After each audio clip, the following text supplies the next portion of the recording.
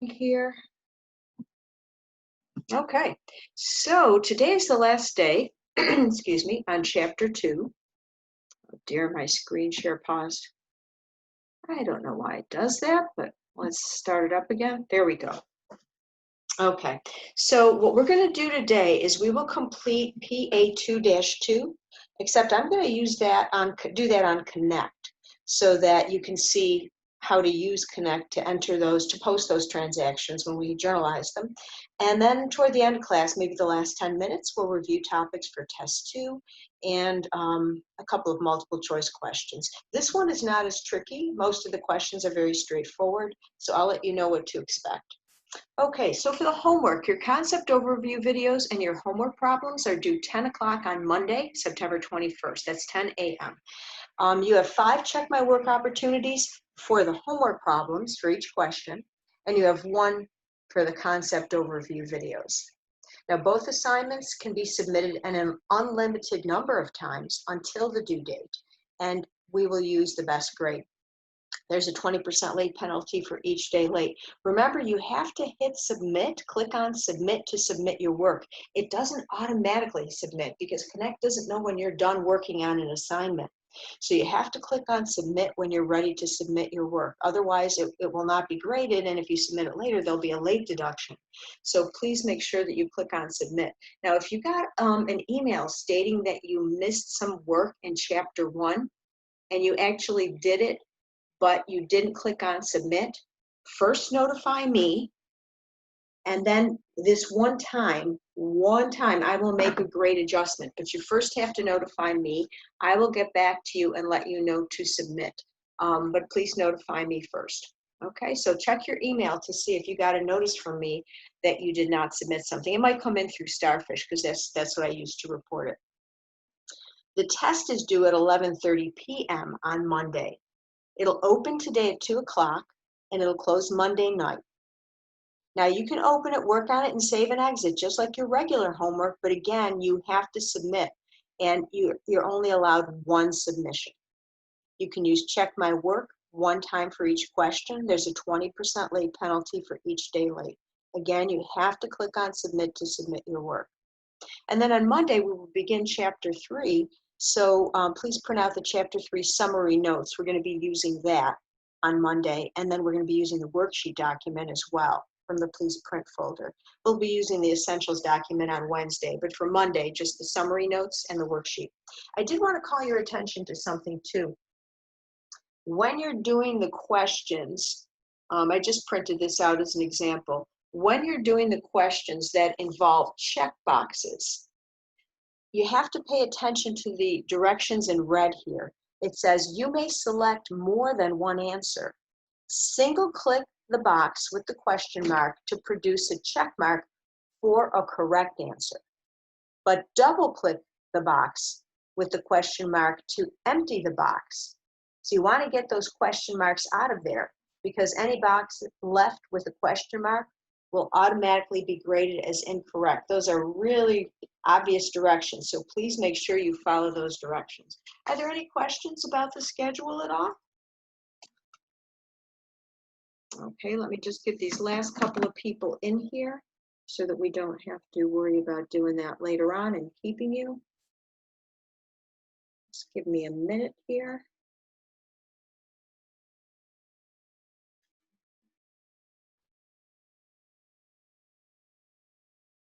I think I now have everyone.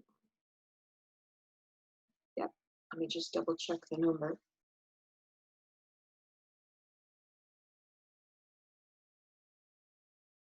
Nope, I'm missing, there we go.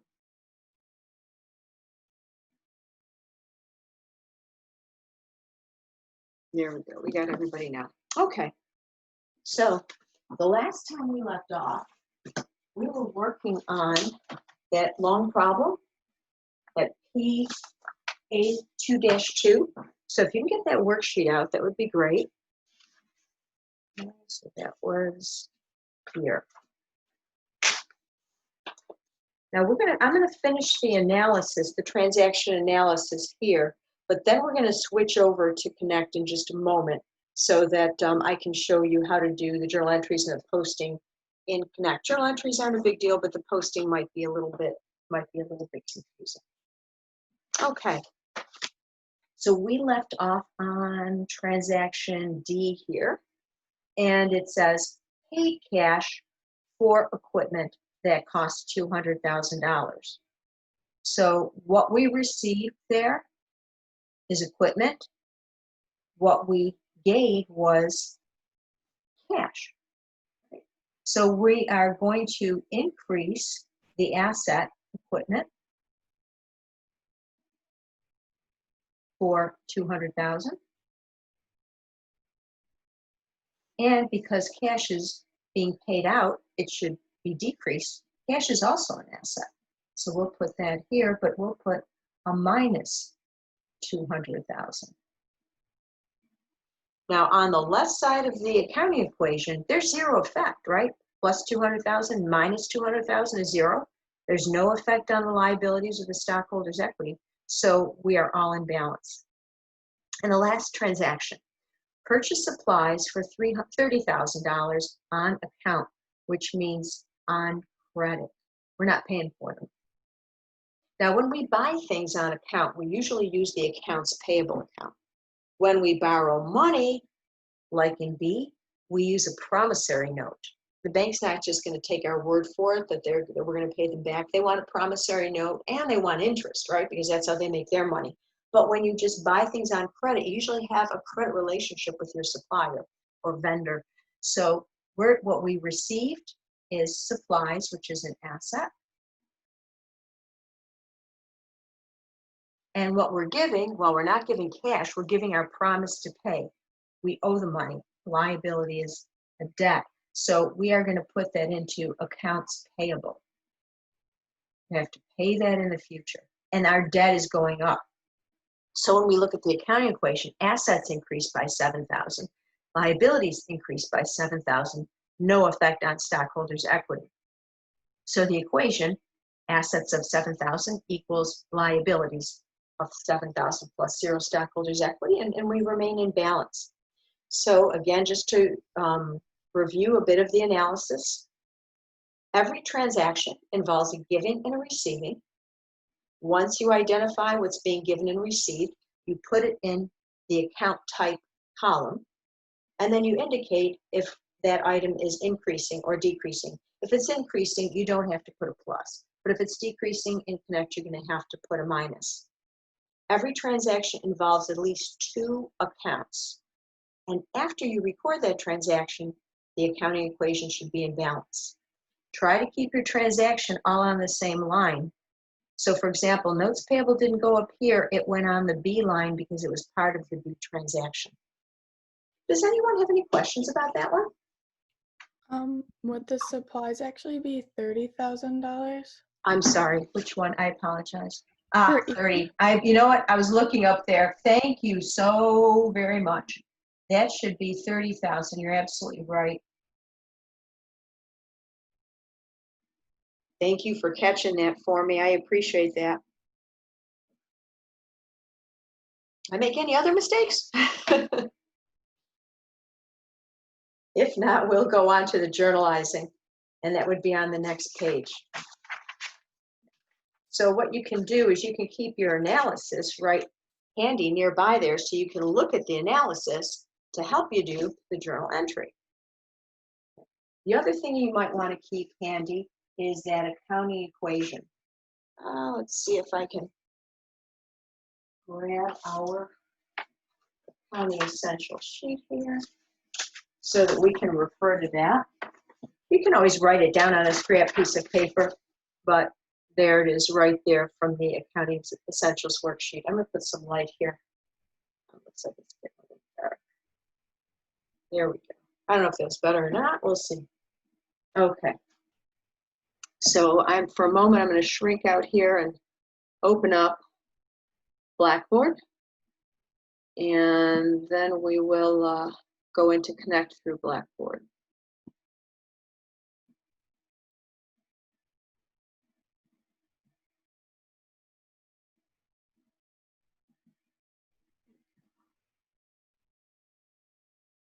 So I'm going to do a new share there.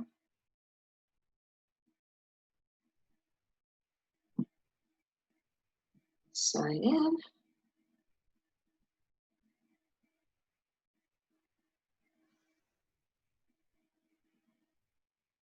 Well, that's taken a while. Okay, oops, there we go. It's our course. And we want learning modules. We want chapter 2. And we want chapter 2 connect work. And that's where we see what's due on Monday. We've got the concept overview video due on Monday at 10. The homework problems due at 10 and the test due at 11:30. I'm going to go into the practice. And I'm going to have to use a student assignment view. So mine looks like yours. Okay. So I'm just going to have to, unfortunately, when I do this, I can't go to the, I have to increase them one by one. I know you can choose to do that. I can't.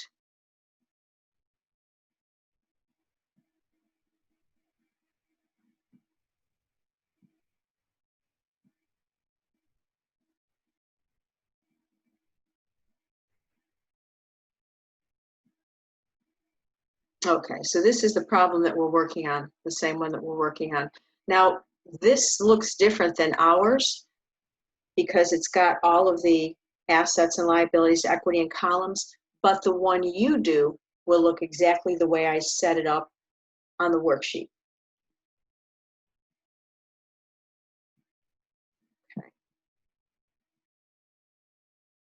Okay, so now we're doing our journal entries. And normally I would ask you to yell out and name these things, but because of time, I want to make sure we get to some time on to practice for the test. So do a little review. So I'm going to go through these and name them as I go. If there are any questions, just unmute yourself and please ask, just shout out and ask me. Notice it says to enter the debits before credits. You always do that. All the debits have to be listed before all the credits.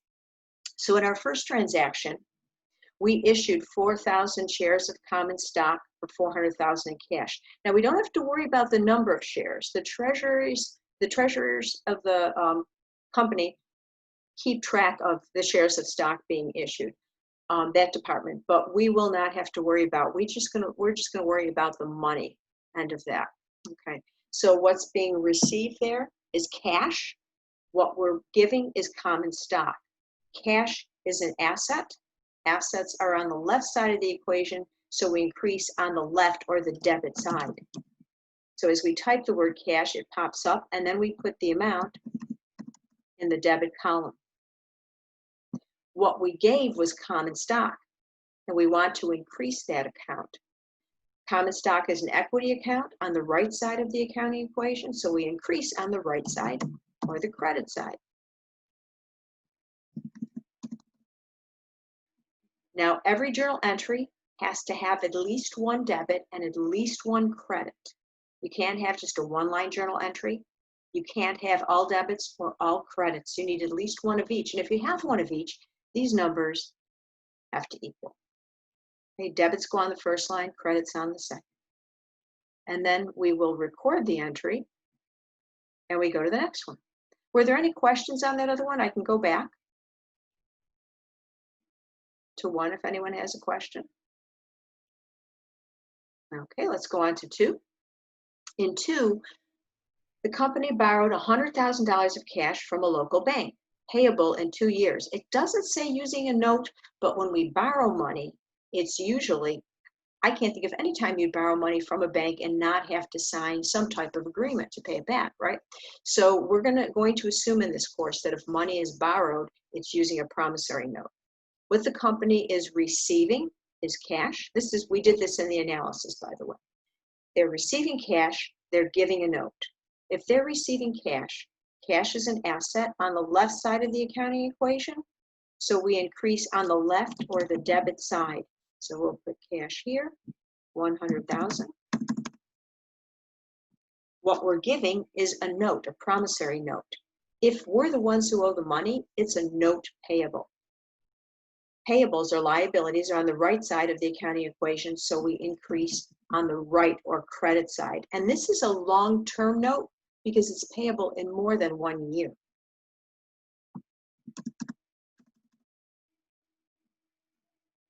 We have at least one debit, at least one credit. The amounts match.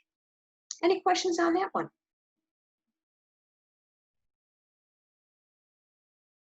Okay, let's try C. Purchase of a building for $182,000, paid $82,000 in cash, signed a 3-year note, which is a long-term note, for the rest. Okay, what did we receive? In the analysis, we said we received a building. Buildings are assets. Assets are on the left side of the accounting equation, so we increase on the left or the debit side. Remember, we always want to list the assets first in the journal. And what did we give? Well, in the analysis, we said we gave cash and the rest was owed on a note, which would be the other $100,000. So if we're decreasing cash, cash is an asset on the left side of the equation. We increase on the left side. But if we decrease, we need to do the opposite. So we're going to credit cash. It is an asset, but we're decreasing it. We decrease assets in the opposite way of increasing, so we credit. And then the other thing we gave was a note payable, and it's a long-term note. Liabilities, like notes payable, are on the right side of the accounting equation, so we increase those accounts on the right side. And in this case, our debt is increasing because we owe the money. We signed a note promising to pay. Now in this one, this is a compound journal entry, which means there's more than one debit or credit. If this happens, the total debits must equal the total credits, and we're okay with that. Any questions on that one? Okay. By the way, I want to mention something on the E problems. They don't offer this on the large ones or the really small M problems, but on the E problems, sometimes here they give you a hint. If you're struggling, you can click on that and they solve a similar problem. Okay, for number 4, transaction 4, which is D. Delivered Speed paid cash for equipment that cost $200,000. Okay, what did we receive? Equipment. What did we give? Cash. They're both assets. Okay. Equipment is increasing. Since equipment is an asset, assets are on the left side of the accounting equation, so we increase on the left side, which is the debit side. And we record the asset at the total amount we paid for it. What we gave was cash. Cash is also an asset on the left side of the accounting equation. However, we don't want to increase cash, we want to decrease it. So we're going to do the opposite. We're going to credit or right side the cash account. Any questions with that one?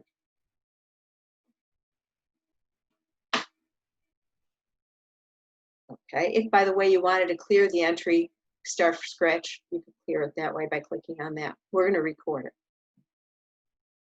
And then finally, our last transaction is purchase supplies for $30,000 on account. On account means on credit. We're not paying for it right now. So what we received was supplies. What we gave was a promise to pay. So supplies is an asset. Assets are on the left side of the accounting equation. So we increase on the left or debit side. So we're going to put that debit first. Debits always go first. And then we're going to credit accounts payable. That's the account that we use to record purchases on account. Accounts payable is a liability. Liabilities are on the right side of the accounting equation, so we increase on the credit or the right side of that T account. So how about that one?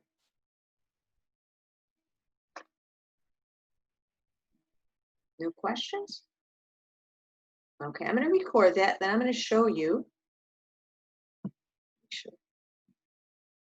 that after, if you click on View as a worksheet, you get to see the journal entries all together that way. And if you want to change anything, you can edit by clicking on the little pencil there. Any questions on that? Okay. If not, I'm just going to score this, and I'm going to go to the next one, which is the T accounts. Well, it looks like we did all those okay. We were correct. Remember, you can use the check my work when you do your homework problems, up to 5 times per question part. Okay, so now we've got these T accounts. This will give me a chance to show you. Remember, we had to put the beginning balances in when we first started this problem last class? I'm going to show you what I mean by how we use the letters and where we put the beginning balances. Okay, so I'm going to go through that list of accounts just the way we did last time, and I'm going to put the big beginning balances on.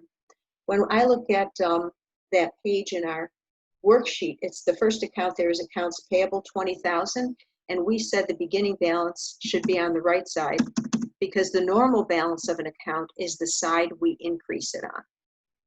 Notice how it totals for us. Now they want us to put in buildings 100,000. That's going to be on the debit side. Where are we? There we go.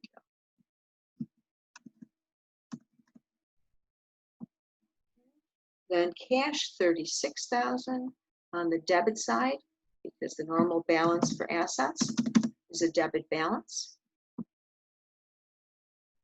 Common stock, normal balance is a credit balance because it gets increased on the right side of the accounting equation.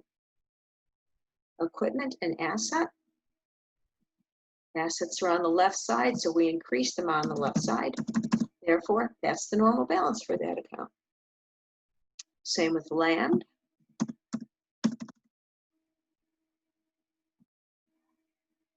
Notes payable long term, that's a liability. We increase that on the right side of the accounting equation, so it's got a normal right side balance. Now we've got retained earnings, also on the right side, so we increase on the right side, therefore that's the normal balance. And supplies. There we go.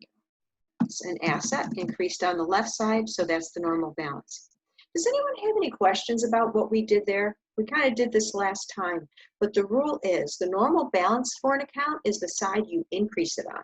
So we went through that chart and we first identified the type of the account, and then once we knew that, we knew the normal balance because we could just use the rules for increasing an account. The normal balance is the side you increase that account on. Any questions? Okay, so now let's post the journal entries. Now this is kind of a pain in the neck because you're going to have to go back and forth on the previous here to see the previous problem, part of the problem, which is the journal entries, or you can print out what you've done if that makes it easier for yourself. Some people like to print out the whole problem ahead of time, do it on paper, and then just enter it. That's entirely up to you. Okay, so our first journal entry said go to the cash account and put 400,000 on the left or debit side. And then you have to choose the letter of the transaction. In the real world, we'd be using dates. Often people forget to do this part and they can't figure out why their problem is incomplete. So remember to put the letter. And the numbers go to the directly to the left and right of that T bar, so to speak. We're supposed to credit or put in the right side of the T account common stock. We choose A. Is everyone okay with that one? Okay, now let's post transaction B. It says go back up to cash and put 100,000 on the left or debit side because we need to debit cash, the journal entry says. And then the journal entry says to credit notes payable, which means put on the right side of the T. There we go. And there's B. And that one's done. Transaction C says go to buildings and debit, put on the left side, 182,000. Remember, debits mean left, credits mean right. That's transaction C. Then it says go to cash and put 82,000 on the credit side. Now, I'm not going to use that top line. That's just for beginning balances.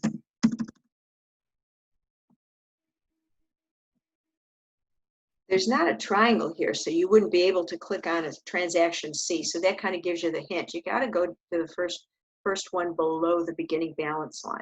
Does everyone see that? I want to make sure you got to put that transaction below the beginning balance line and then put the C next to it for the transaction. The next credit is to notes payable. It says to credit notes payable, which means put on the right side 100,000. And we choose transaction C. That one is posted. Now we go to the equipment account in D. It says to debit, which means put on the left side 200,000.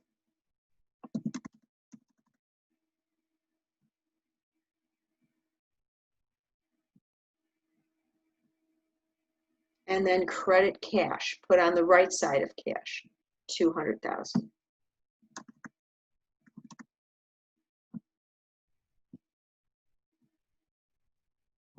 Okay, let me just check here. I just got a chat item there. No problem, Ryan.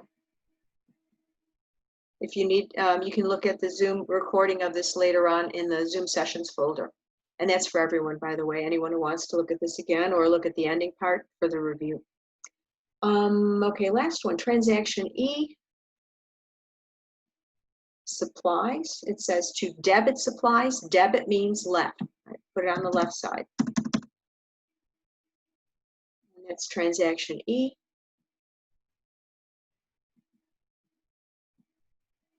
And then it says go to accounts payable and credit accounts payable for 30,000. Again, transaction E. Oops, we got to scroll down a bit.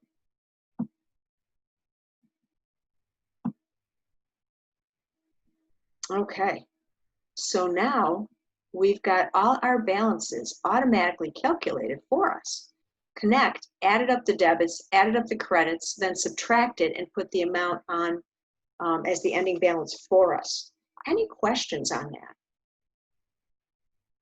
Posting okay with everybody?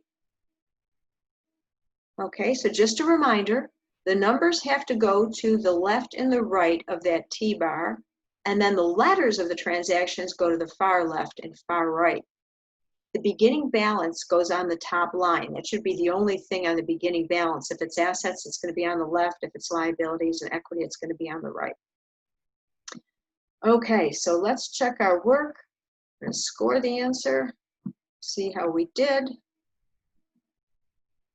And it looks like we are okay. So the next step is to take these ending balances and put them onto the trial balance. If you have not yet written them down, take a moment to write down these ending balances so that we can move on to the trial balance. So a debit balance of $254,000 for cash, debit balance of $37,000 for supplies, debit balance of $318,000 for equipment, $282,000 for buildings, debit balance of $200,000 for land, credit balance of $50,000 for accounts payable, credit balance of $202,000 for notes payable, credit balance of $580,000 for common stock, and then credit balance of $259,000 for retained earnings. Now we're going to take those ending balances and we're going to do a trial balance. Remember, a trial balance is a debit credit accuracy check. If the total debits equal the total credits, we know that mathematically our balance sheet will be correct. It'll work out mathematically. Doesn't mean it's accurate because we could have chosen the wrong account or left off a transaction or doubly recorded something. But what it tells us is mathematically the assets will equal the liabilities plus equity. So let's go to that next one and we'll enter those amounts and accounts in there. Okay, so first we need to put the trial balance, and it says here at July 31st, so that's what we're going to put. And now we just enter all the account names and their balances. So I'm just going to go through them. There's the assets, cash 254,000. Oops, got a type right. Supplies, a debit balance of 37,000. Land, debit balance of 200,000. Buildings,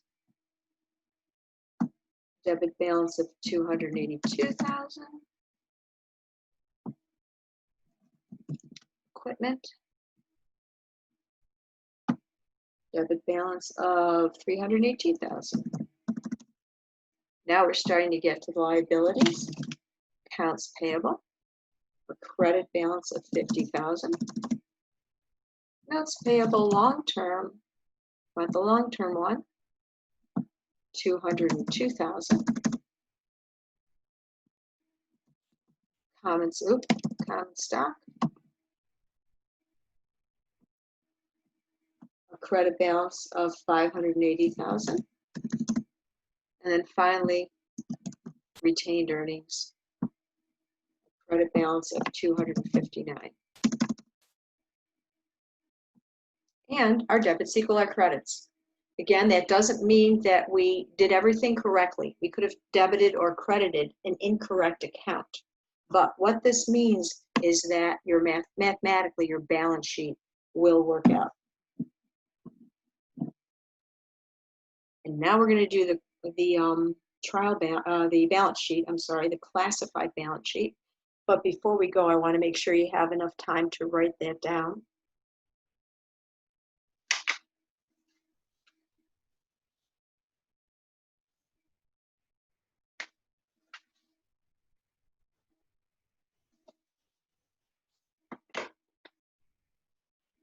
Any questions at all so far? Okay, now the trial balance is done. At the end of the accounting period, before you do your financial statements, you first get all of your daily transactions recorded in the journal, posted to the ledger, and then right before you do your financial statements, you do this. This doesn't go out to anybody, not to the creditors or stockholders or anybody other than the accounting department. It's kind of like a draft copy of your term paper. This is an internal document. So before we proceed one more time, any questions? And I won't talk for a second.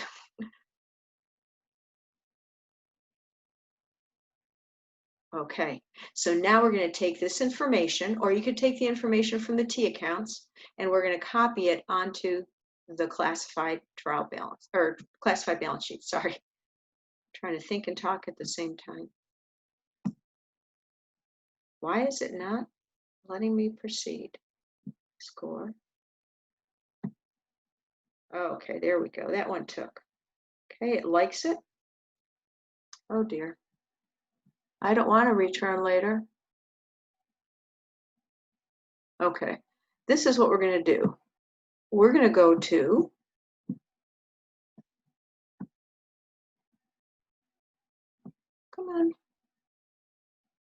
we're going to go to the one that's filled out.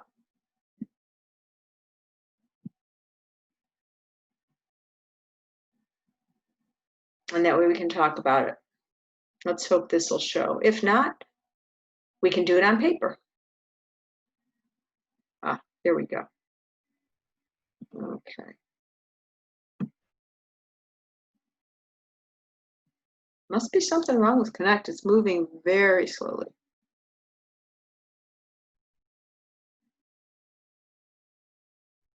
Oh. There we go. Okay. So we've done all that. We've done that. We're down in the last one. Now, since I can't fill it out with you, let me show you what it looks like. So first of all, remember you've got to put the date here. Use whatever date they tell you. This one says at July 31st. So the third line here of the heading, you have to fill out. Then notice there are some lines that go all the way across. You can't put numbers in them. That's where assets go, liabilities, and stockholders' equity, the ones that go all the way across. Now, I think I did that for you. The next part would be to put current assets on the line below assets and the line below liabilities. Again, I did that for you on it already. Now what they want you to do is separate out the current assets from the long-term assets.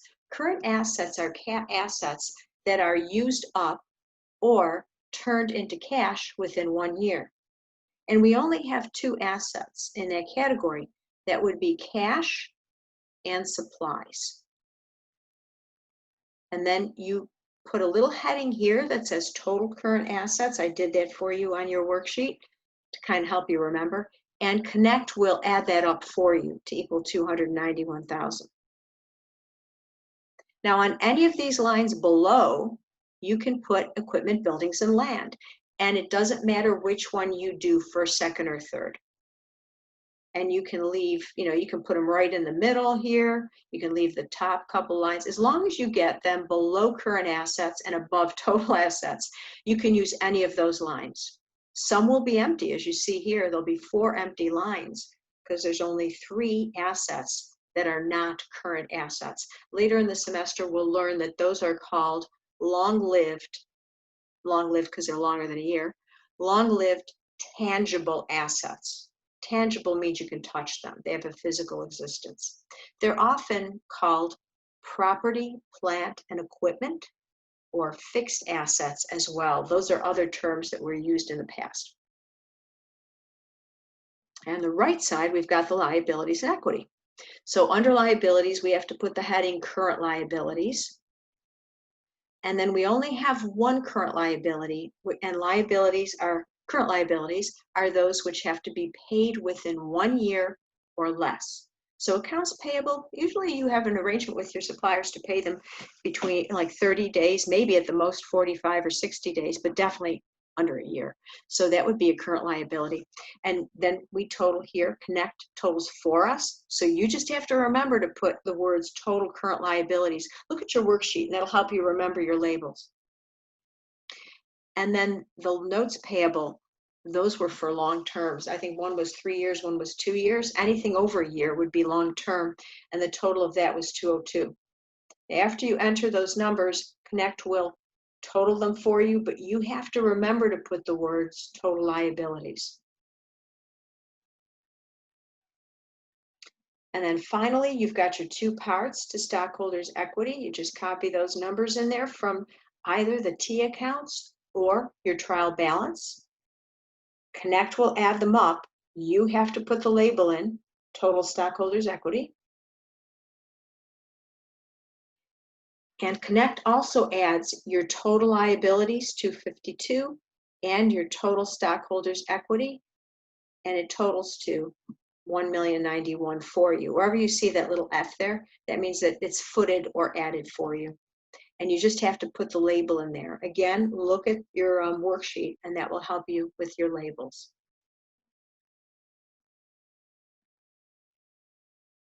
Okay, so as of July 31st, has the financing for Deliberate Speed Corporation's investment in assets primarily come from the liabilities or the stockholders' equity? Who provided more money toward the acquisition of the assets? Was it the liabilities or stockholders' equity? Stockholders' equity? Yes, stockholders' equity, and that's the last question. Most of the money to buy the assets and acquire the assets came from the stockholders. So it came rather than the creditors. Okay. So any questions on what we just did there? That's very similar to your homework problem.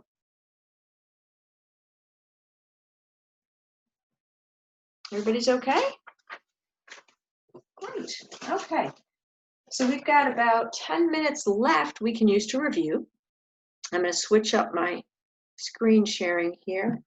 And let's see, I just have to find the review. Here we go.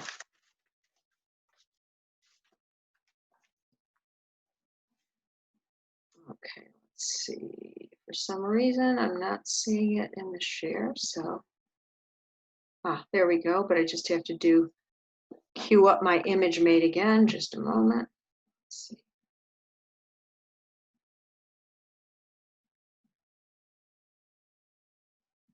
That should do it. Let's try that.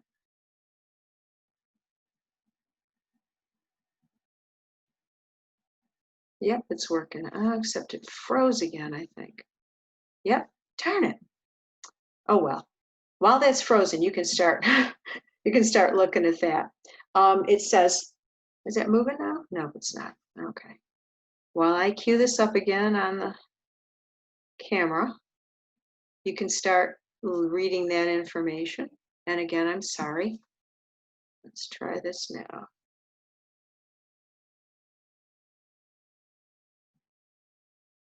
Nope, neither one is working.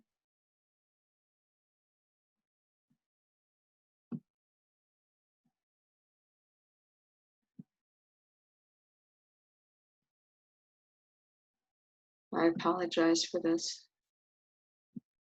Okay, let's try this one more time. It's giving me static images, darn it.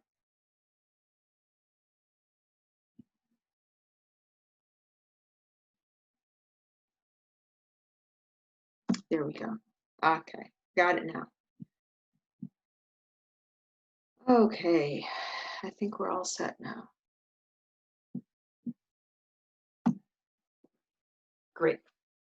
Okie doke. So when you're doing your test, use your Chapter 2 handouts from the Please Print folder, especially the essentials and that list of accounts that I give you, and your Chapter 2 notes as well. Yes, you can see it there, your Chapter 2 notes. You get one check my work opportunity, and you can go in and out of the test as long as you save and exit. But when you're done, you must click submit by 11:30 on Monday night. Okay, otherwise it'll be marked late. So there's two problems, one on journal entries and one on a classified balance sheet. You're going to be doing a lot of those for your homework. That will give you practice with Connect on that. There'll be 10 multiple choice questions. So these are things you're going to be asked to do. And we'll go through two examples here. You're going to be asked to identify assets and liabilities and then calculate total assets and liabilities from a list. Now, we went through the list when we did the last problem, PA2-2.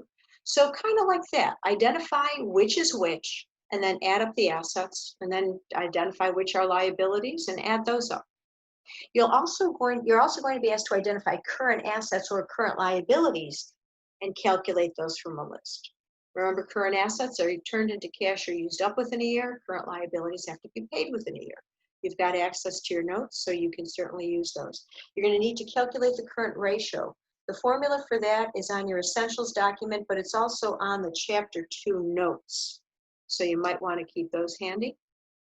They give you a list of accounts and they want to know what's the total of the credit column or what's the total of the debit column. So you're going to need to know the normal balances of the accounts in order to be able to add up the total debits and total credits, right? So you have to look at that list, identify the type of account it is, and then decide if it has a normal debit or credit balance. This is very similar to what we did at the very beginning of this problem, where we had to identify what side of the T account the balance went on. But again, you've got your notes. They give you a transaction. You have to identify which is the correct journal entry. The cost principle, what that means. The cost principle means we record an asset at its cash equivalent price, whatever the agreed upon price is on the balance sheet date or on the acquisition date, and then we leave it on the balance sheet at that amount. We don't increase it if the asset increases in value because it's not objective or verifiable, that increase. We want to use the original cost because it's objective and verifiable. If you want to do another report based on market values, fine, put the fair market value estimate of it. But we leave our records at what you paid for that asset. And then finally, you have to know how to calculate an account balance. Okay, so let's do a couple of examples here. And I'm going to do them on a scrap piece of paper so that I can use these notes for all three classes.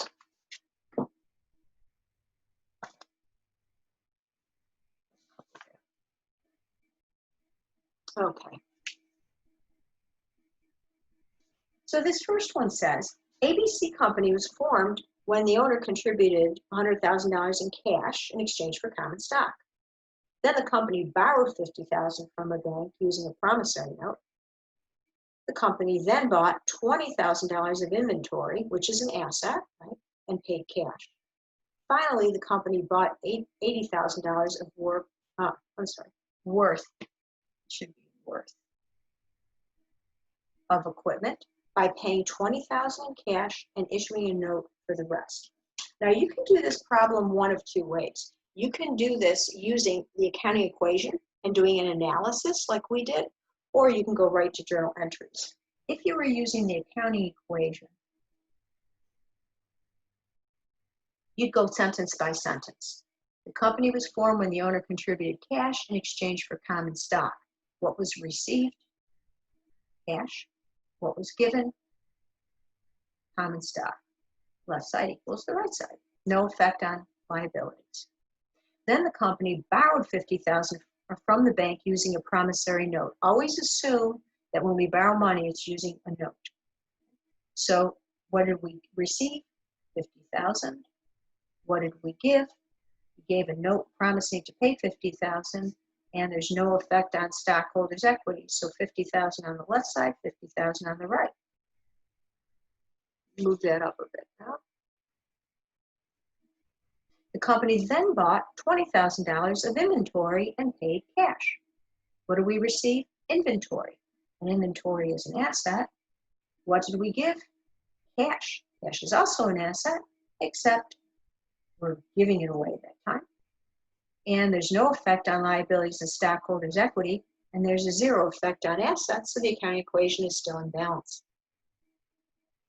And then finally, the company bought $80,000 worth of equipment by paying $20,000 in cash and issuing a note for the rest. So we will add what we received was $80,000 worth of equipment, and equipment is an asset. What did we give? Well, we gave $20,000 in cash, which is an asset, so we're going to put a minus 20, and we signed a liability, a note payable, which is a liability for the rest. So now what you could do, when they ask you, what's the amount of total liabilities, what's the amount of total assets? You can just add them up. 150,000, this nets to 0, plus 60, the total assets would be 210,000. The total liabilities would be 110,000. And the total stockholders' equity would be 100,000. So you've got your two answers, total assets and total liabilities. If you would prefer, you could just do journal entries for each of these. So, for example, the first journal entry, if a company issued common stock in exchange for cash, you could debit cash and credit common stock. And but then you'd have to pick out the assets, liabilities, and in order to figure it out. So I think the easiest way, would do something like this to use the analysis process. Any questions on what we did there? Did any of those not make sense? Okay, let's look at the next one. Accounts receivable has a balance of $20,000 at the beginning of the month. During the month, there were 3 debits in the amount of $5,000, $10,000, and $8,000. And there were 3 credits in the amount of $3,000, $7,000, and $8,000. So what's the ending balance of accounts receivable? What I would do there is I'd make a T account for accounts receivable. Now, what type of an account is accounts receivable, asset, liability, or equity? Anyone?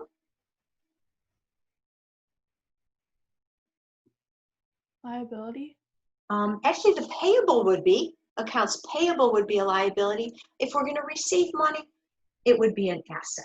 But I'm glad thank you for doing that, because it gave me the opportunity to say the difference between the two. So receivables are assets because you're going to get money in the future, and payables, you have to pay it in the future for this. That's liability. So assets are on the left side of the accounting equation, so we increase on the debit side or left side. That means if we have a beginning balance, $20,000 at the beginning of the month, it should go on the left side, just like when that homework problem that we just did in class, last class and this class. Once you identify the type of account, you know what side to put it on, the beginning balance on, the same side that you would increase the account on. And then let's post. Let's see. Debits of 5,000, 10,000, and 8,000. So 5,000, 10,000, 8,000. And credits, 3,000, 7,000, 8,000.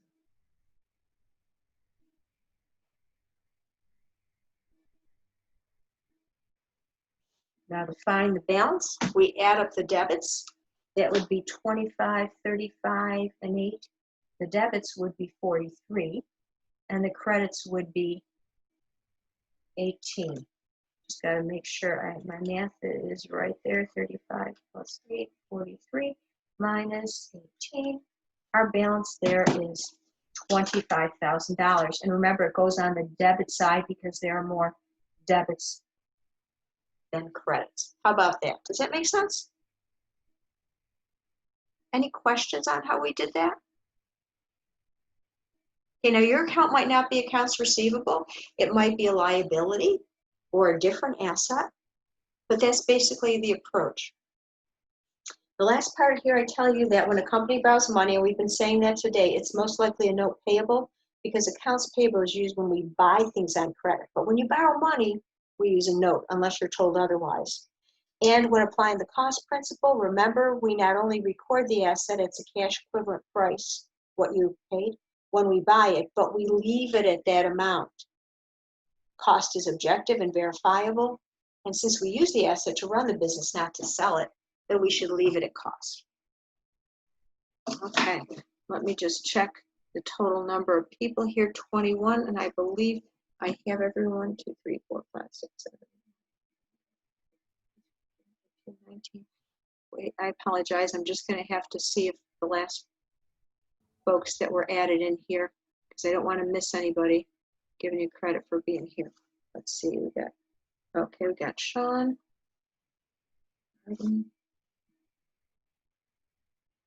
I think that does it now.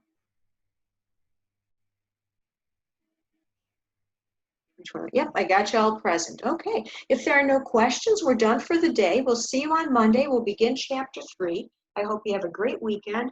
And please remember to get your homework done by 10 a.m. on Monday morning and get the test done by 11:30 at night.